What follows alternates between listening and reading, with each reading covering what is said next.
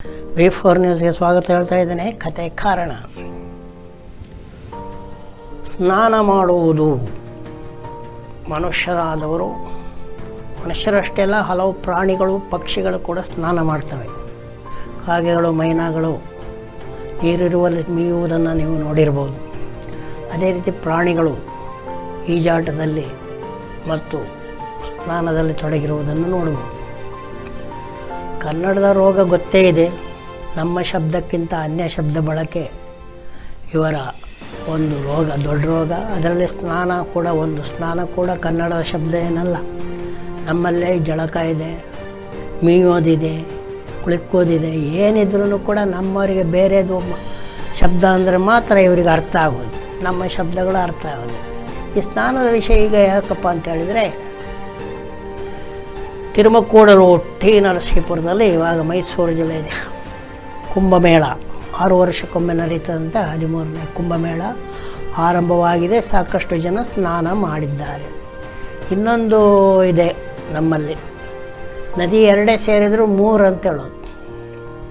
ಇವಾಗ ಕುಂಭಮೇಳ ನಡೀತದೆ ಪ್ರಯಾಗದಲ್ಲಿ, ಅಲ್ಲಿ ಗಂಗಾ ಯಮನ ಸೇರ್ತದೆ. ಇನ್ನು ಒಳಗಡೆ ಇನ್ನೊಂದು ಸರಸ್ವತಿ ಬರ್ತದೆ ಅಂತ.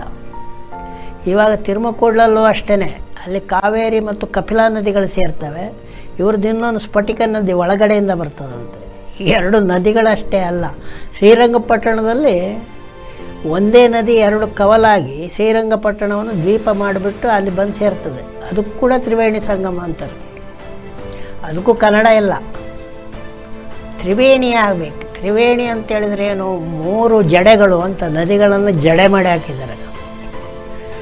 ಹಾಗಾಗಿ ಜಡಭರತರ ಭಾಷೆಗಳ ನಡುವೆ ಇದು ತ್ರಿವೇಣಿ ಸಂಗಮದ ತಿರುಮಕೂಡಲು ಕುಂಭಮೇಳ ನಡೀತಾ ಇದೆ. ಈ ಕುಂಭಮೇಳದಲ್ಲಿ ಕೂಡ ಸಾಕಷ್ಟು ಜನ ಸ್ನಾನ ಮಾಡ್ತಾರೆ. ಪ್ರಯಾಗ್ರಾಜ್ ಜಿಲ್ಲೆ ಮೂಲದಲ್ಲಿ ಅಲಹಾಬಾದ್ನ ಕುಂಭಮೇಳ ಕೂಡ ನಮಗೆ ಗೊತ್ತಿರುವುದೇ ಆಗಿದೆ. ಅದು ಏನೇ ಇದ್ದರೂ ಕೂಡ ಮನದ ಕೊಳೆಯನ್ನು ತೊಳೆಯದೆ ಮೇಲ ಕೊಳೆಯನ್ನು ತೊಳೆದು ಫಲವೇನು ಅಂತೇಳಿಬಿಟ್ಟು ಸ್ನಾನ ಮಾಡುವುದು. ಮೇಲಿನ ಕೊಳೆಯನ್ನು ತೊಳೆಯಲಿಕ್ಕೆ ಮನಸ್ಸಿನ ಕೊಳೆಯನ್ನು ತೊಳೆಯುವವರು ಯಾರು?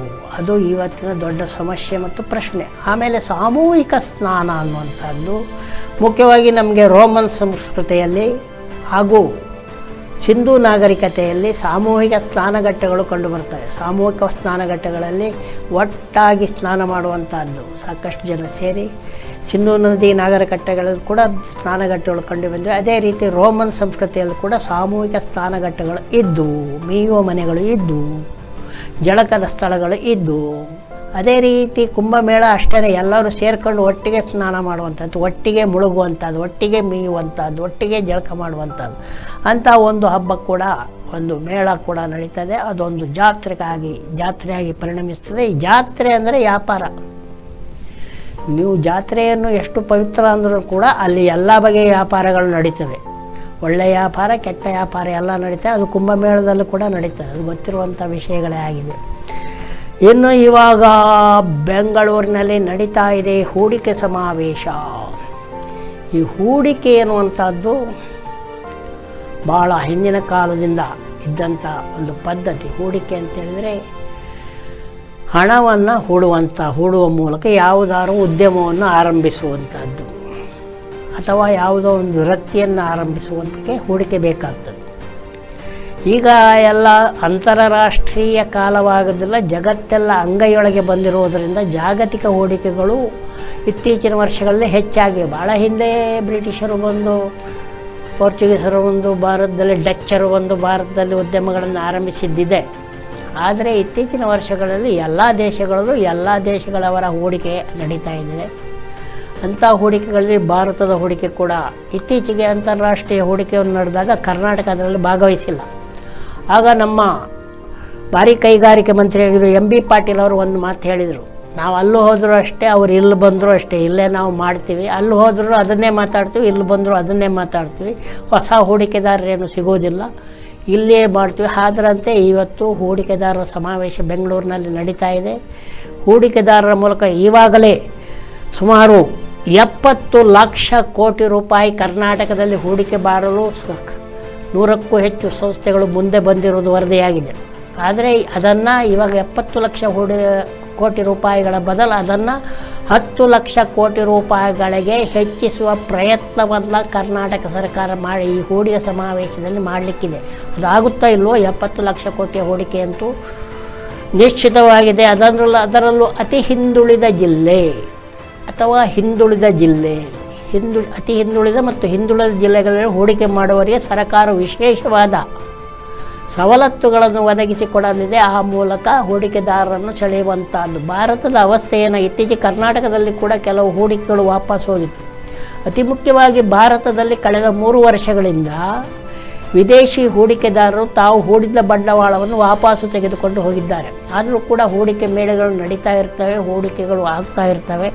ಮುಂದೆ ಏನಾಗ್ತದೆ ಅಂತ ಗೊತ್ತಿಲ್ಲ. ಇನ್ನು ನಮ್ಮ ಪ್ರಧಾನಿ ಮೋದಿಯವರು ಈಗ ಪ್ಯಾರಿಸ್ಗೆ ಹೋಗಿದ್ದಾರೆ. ಪ್ಯಾರಿಸ್ನಲ್ಲಿ ನಡೀತಾ ಇದೆ AI ಶೃಂಗಸಭೆ, ಕೃತಕ ಬುದ್ಧಿಮತ್ತೆಗೆ ಸಂಬಂಧಿಸಿದಂಥ ಶೃಂಗಸಭೆ. ಕೃತಕ ನಗುಗಳಂತೂ ಇಂಥ ಸಮಾವೇಶಗಳಲ್ಲಿ ಇದ್ದೇ ಇರ್ತವೆ. ಕೃತಕ ಬುದ್ಧಿಮತ್ತೆ ಇವರ ನಡುವೆ ಯಾವ ಕೆಲಸ ಮಾಡ್ತದೆ ಅಂದರೆ ನೋಡಬೇಕು. ಯಾಕಂದರೆ ಕೃತಕ ಬುದ್ಧಿಮತ್ತೆಯ ಮೂಲಕ ಈಗಾಗಲೇ ಕೃತಕವಾದ ತಯಾರಿಕೆಗಳು ಅಂತರ್ಜಾಲಗಳಲ್ಲಿ ಓಡಾಡ್ತಾ ಇವೆ. ಅಂತರ್ಜಾಲಗಳಿಂದ ಅದು ನಿಮ್ಮ ಅಂತರ್ಜಾಲದೊಳಗೆ ಬಂದು ಅಂತರ ಬಲೆಯನ್ನೆಲ್ಲ ಹರಿದು ಹಾಕುವಂಥ ಕೆಲಸವನ್ನು ಮಾಡ್ತಾ ಇದೆ. ಯಾಕಂದರೆ ಕೆಲವು ಸುಳ್ಳುಗಳೇ ಇವಾಗ ಬರ್ತಾ ಇದ್ದಾವೆ. ಇವಾಗ ಕುಂಭಮೇಳದಲ್ಲಿ ಹೆಸರಾದಂಥ ಮೊನಾಲಿಸಾ ಅನ್ನುವಂಥ ಹುಡುಗಿ, ಆಕೆಗೆ ಒಂದು ಸನೋಜ್ ಮಿಶ್ರಾ ಅನ್ನೋರು ಒಂದು ಸಿನಿಮಾಕ್ಕೆ ಶೂಟ್ ಕೊಟ್ಟರು. ಆದರೆ ಇವಾಗ ನೀವು ಅಂತರ್ಜಾಲ ನೋಡಿದರೆ ಅವಳು ಸಲ್ಮಾನ್ ಖಾನ್ ಜೊತೆ ಮಾಡಿದರು, ಅಮೀರ್ ಖಾನ್ ಜೊತೆ ಮಾಡಿದರು, ಶಾರುಖ್ ಖಾನ್ ಜೊತೆ ಮಾಡಿ, ಎಲ್ಲ ಬುರುಡೆನೆ ಇಂಥ. ಯಾಕಂದರೆ ಒಂದು ಸುದ್ದಿಗೆ 28 ಸುದ್ದಿಗಳನ್ನು ಸೇರಿಸಿ AI ಮೂಲಕ ಬುರುಡೆಗಳನ್ನು ತಯಾರಿಸಿ ಅಂತರ್ಜಾಲದಲ್ಲಿ ಬಿಡ್ತಾರೆ.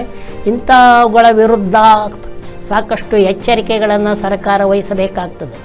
ಇಲ್ಲ ಅಂತೇಳಿದರೆ ಏನಾಗ್ತದೆ, ಇವಾಗ ನೋಡಿ ಡ್ರೋನ್ಗಳನ್ನು ಹಾರಿಸಿ ಚಿತ್ರೀಕರಣ ಮಾಡೋದು ಇವಾಗೆಲ್ಲ ಮಾಮೂಲಿ. ಫೋಟೋಗ್ರಾಫರ್ ಇರ್ಬೋದು, ಸಿನಿಮಾ ಶೂಟರ್ ಇರ್ಬೋದು, ಡ್ರೋನ್ಗಳ ಮೂಲಕ ಔಷಧಿಗಳನ್ನು ಒಂದು ಕಡೆ ತೆಗೆದುಕೊಂಡು ಆಹಾರಗಳನ್ನು ಒಂದು ಕಡೆ ತೆಗೆಸುವಂತೆ ಎಲ್ಲವನ್ನು ಡ್ರೋನ್ಗಳ ಮೂಲಕ ಮಾಡ್ತಾರೆ. ಈಗ ಡ್ರೋನ್ಗಳನ್ನು ಲಬಕ್ಕಂತ ಹಿಡಿಯಲು AI ಚಾಲಿತವಾದಂಥ ಬಲೆಗಳು ಬಂದಿವೆ. ನಿಮ್ಮ ಡ್ರೋನ್ ನೀವು ಇಲ್ಲಿಂದ ಹೋಗ್ಬಿಟ್ಟು ಅಲ್ಲಿಂದ ಒಂದು ಊಟ ಅಂತ ನಿಮ್ಮ ಡ್ರೋನ್ ಕಳಿಸಿದರೆ ನಿಮ್ಗೆ ಊಟನೂ ಇಲ್ಲ, ನಿಮ್ಮ ಡ್ರೋನು ಇಲ್ಲ, ಅಲ್ಲೇ ಬಲೆ ಹಾಕ್ಕೊಂಡು ಎಳ್ಕೊಂಡು ಹೋಗುವಂಥ AI ತಂತ್ರಜ್ಞಾನ ಈಗ ಬಂದಿದೆ. ಹಾಗಾಗಿ ಎಲ್ಲ ನಿಟ್ಟಿನಲ್ಲಿ ಭಾಳ ಎಚ್ಚರಿಕೆಯಿಂದ ಇರಬೇಕನ್ನೋದಕ್ಕೋಸ್ಕರ ಪ್ಯಾರಿಸ್ನಲ್ಲಿ AI ಶೃಂಗಸಭೆ ನಡೀತಾ ಇದೆ. 100ಕ್ಕೂ ಹೆಚ್ಚು ದೇಶಗಳು ಇದರಲ್ಲಿ ಭಾಗವಹಿಸ್ತದೆ. ಭಾರತವನ್ನು ನಮ್ಮ ಪ್ರಧಾನಿ ಮೋದಿಯವರೇ ಪ್ರತಿನಿಧಿಸ್ತಾ ಇದ್ದಾರೆ. ಇನ್ನು ಟ್ರಂಪ್ರವ್ರದ್ದು ಟ್ರಂಪೆಟ್ ಅಂತೇಳಿದ್ರೆ ಬಡ ಬಡಿಯೋದಿದೆಯಲ್ಲ, ಅದಕ್ಕೆ ಟ್ರಂಪೆಟ್ ಅಂತೇಳಿದ್ರೆ ಹಾಗೇನೆ ಜೋರಾಗಿ ಊದುವುದಕ್ಕೂ ಟ್ರಂಪೆಟ್ ಅಂತ ಹೇಳ್ತಾರೆ. ಈಗ ನಮ್ಮ ಟ್ರಂಪರ ಟ್ರಂಪೆಟ್ ಭಾರಿ ಜೋರಾಗಿದೆ. ಅವರು ಮತ್ತೆ ಇವಾಗ ಒಂದು ಗುಡುಗು ಹಾಕಿದ್ದಾರೆ. ಕೆನಡಾ ಮೊದಲಾದ ದೇಶಗಳಿಂದ ಆಮದು ಮಾಡಿಕೊಳ್ಳುವಂಥ ಉಕ್ಕು ಮತ್ತು ಅಲ್ಯೂಮಿನಿಯಂ ಮೊದಲಾದ ವಸ್ತುಗಳಿಗೆ ಇನ್ನೂ 25% ಹೆಚ್ಚು ಸುಂಕ ಹಾಕ್ತೇನೆ ಅಂತ ಹೇಳಿದ್ದಾರೆ. ಆಮೇಲೆ ಸುಂಕ ಹಾಕಿದ ಆಮೇಲೆ ಏನು ಮಾಡ್ತಾರೆ, ಊರಲ್ಲಿ ಕಟ್ಟಿಗೆ ಮಾಡಬೇಕಾದ್ರೆ ಅಲ್ಯೂಮಿನಿಯಮು ಮತ್ತು ಬೇಕೇ ಬೇಕು, ಕಬ್ಬಿಣ. ಮತ್ತು ಇವಾಗ ಆಮದು ಮಾಡೋದಕ್ಕೆ ಸುಂಕ ಹಾಕಿದರೆ ಅವರ ದೇಶದಲ್ಲೇ ಹೆಚ್ಚುವರಿ ಉತ್ಪಾದನೆ ಮಾಡಿದರೆ ಪರವಾಗಿಲ್ಲ. ಅಂದರೆ ಏನಾಗ್ತದೆ, ಕಟ್ಟಡ ಕಟ್ಟುವಿಕೆ ಭಾಳ ದುಬಾರಿ ಆಗ್ತದೆ. ಆವಾಗ ತೊಂದರೆ ಆಗುವುದು ಅಮೆರಿಕದವರಿಗೆ ಎನ್ನುವಂಥ ಒಂದು ಸಾಮಾನ್ಯ ಬುದ್ಧಿ ಕೂಡ ಈ ಟ್ರಂಪ್ ಮಹಾಶಯರಿಗೆ ಇದ್ದಂತೆ ಇಲ್ಲ ಅಂತ ಹೇಳ್ಬೋದು. ಇದರ ನಡುವೆ ಸುಪ್ರೀಂ ಕೋರ್ಟ್ ನಿನ್ನೆ ಜೋರಾಗಿ ಪ್ರಶ್ನಿಸಿದೆ. ಅಪರಾಧಿಗಳು ಸಂಸತ್ತನ್ನು ಪ್ರವೇಶಿಸುವುದು ಸರಿಯೇ ಎನ್ನುವಂಥ ಪ್ರಶ್ನೆಯನ್ನು ಅದು ಹಲವರಿಗೆ ಕಾಡಿದೆ. ಚಿಂತಕ ಲಾಯರ್ಗಳು ಈ ಬಗ್ಗೆ ನಿಟ್ಟಿನಲ್ಲಿ ಆಲೋಚನೆ ಮಾಡಬೇಕು. ನಿಮಗೆ ಗೊತ್ತೇ ಇದೆ, ಅಪರಾಧಿಗಳು ಸಂಸತ್ತು, ವಿಧಾನಸಭೆ, ವಿಧಾನ ಪರಿಷತ್ತು, ರಾಜ್ಯಸಭೆ ಎಲ್ಲ ಕಡೆ ಪ್ರವೇಶಿಸಿದ್ದಾರೆ. ಯಾಕೆ ಪಂಚಾಯತಲ್ಲೂ ಕೂಡ ಪ್ರವೇಶಿಸಿದ್ದಾರಂತೆ. ಹೀಗೆಲ್ಲ ಗೆದ್ದು ಬರೋದು, ಅದನ್ನು ಬರೀ ನೇಮಕ ಅಲ್ಲ, ಅಪರಾಧಿಗಳು ಚುನಾವಣೆಗೆ ನಿಂತು ಗೆದ್ದು ಬರುವುದು ಕೂಡ ನಡೀತಾ ಇದೆ. ಅದು ಇತ್ತೀಚಿನ ವರ್ಷಗಳು ಹೆಚ್ಚಾಗಿದೆ. ಭಾಳ ಹಿಂದೆ ಒಬ್ಬರೋ ಇಬ್ಬರೋ MLAಗಳು, ಸಂಸದರು ಅಪರಾಧದ ಹಿನ್ನೆಲೆ ಅವರು ಇರ್ತಾಯಿದ್ರು. ಈಗ ನಮ್ಮ ಲೋಕಸಭೆಯ ಅಪರಾಧಿಗಳ ಪ್ರಮಾಣ 60%ಕ್ಕೂ ಹೆಚ್ಚು ಅಪರಾಧಿಗಳು ತುಂಬಿದ್ದಾರೆ. ಅದಕ್ಕೆ ನಿನ್ನೆ ಸುಪ್ರೀಂ ಕೋರ್ಟ್ ನ್ಯಾಯಾಧೀಶರುಗಳಾದ ದೀಪಂಕರ್ ದತ್ತಾ ಮತ್ತು ಮನಮೋಹನ್ ಅವರುಗಳು ಉಪಾಧ್ಯಾಯ ಎನ್ನುವರ ಅರ್ಜಿಯ ಮೇಲೆ ಮಾತನಾಡುತ್ತಾ ಈ ಅಪರಾಧಿಗಳನ್ನು ಸಂಸತ್ ಪ್ರವೇಶಿಸಲು ಬಿಡಬಹುದೇ, ಈ ಬಗೆಗೆ ಈ ಕೂಡಲೇ ಆದಷ್ಟು ಬೇಗ ತಮ್ಮ ತೀರ್ಮಾನವನ್ನು ತಿಳಿಸುವಂತೆ ಸುಪ್ರೀಂ ಕೋರ್ಟ್ ಕೇಂದ್ರ ಸರ್ಕಾರ ಮತ್ತು ಚುನಾವಣಾ ಆಯೋಗಕ್ಕೆ, ಯಾಕಂದರೆ ಇವರು ಗೆದ್ದು ಹೋಗಬೇಕಾದ್ರೆ ಚುನಾವಣಾ ಆಯೋಗ ಬೇಕಲ್ಲ, ಚುನಾವಣಾ ಆಯೋಗ ಮತ್ತು ಕೇಂದ್ರ ಸರ್ಕಾರಕ್ಕೆ ಸುಪ್ರೀಂ ಕೋರ್ಟ್ ಸೂಚನೆ ನೋಡಿದೆ. ಕೂಡಲೇ ಈ ಬಗೆಗೆ ಏನು ಹೇಳ್ತೀರಿ ನೀವು ಅಂತ ಕೇಳಿದೆ. ಇನ್ನು ಬೆಂಗಳೂರಿನಲ್ಲಿ ಯಲಹಂಕದಲ್ಲಿ ನಡೆದಿದೆ 15ನೇ ಆವೃತ್ತಿಯಾಗಿರುವಂಥ ಏರ್ ಶೋ. 1996ರಿಂದ ಬೆಂಗಳೂರಿನ ಯಲಹಂಕದಲ್ಲಿ ಏರ್ ಶೋ ನಡೆಯುತ್ತಿರುವುದು. ಬೇರೆ ಬೇರೆ ದೇಶಗಳ ವಿಮಾನ ಸಂಬಂಧಿ ತಯಾರಿಕೆಯವರು ಅಲ್ಲಿ ಸೇರುವುದು ನಡೀತಾ ಇದೆ. ಆ ಮೂಲಕ ಅದರ ಜೊತೆಗೆ ನಮ್ಮ ಸೈನಿಕ ವೈಮಾನಿಕ ಬಲವನ್ನು ತೋರಿಸುವುದು ಕೂಡ ಆ ಏರ್ ಶೋನ ಉದ್ದೇಶ. ಅದು ಯಶಸ್ವಿಯಾಗಿ ನಡೀತಾ ಇದೆ ಅಂತ ಕತೆ ಕಾರಣಕ್ಕೆ ಒಂದು ವಿರಾಮವನ್ನು ಹಾಕುತ್ತಾ ನೋಡ್ತಾ ಇರಿ V4 ನ್ಯೂಸ್ ಚಾನಲ್ ಹಾಗೂ ನಮ್ಮ ಯೂಟ್ಯೂಬ್ ಚಾನಲ್ಗೆ ತಾವೆಲ್ಲ ಸದಸ್ಯರಾಗಿ ಎಂದು ಹೇಳುತ್ತಾ ಮಾಡ್ತಾ ಇದ್ದೇನೆ ತಮಗೆಲ್ಲ ಒಂದು ದೊಡ್ಡ ನಮಸ್ಕಾರ.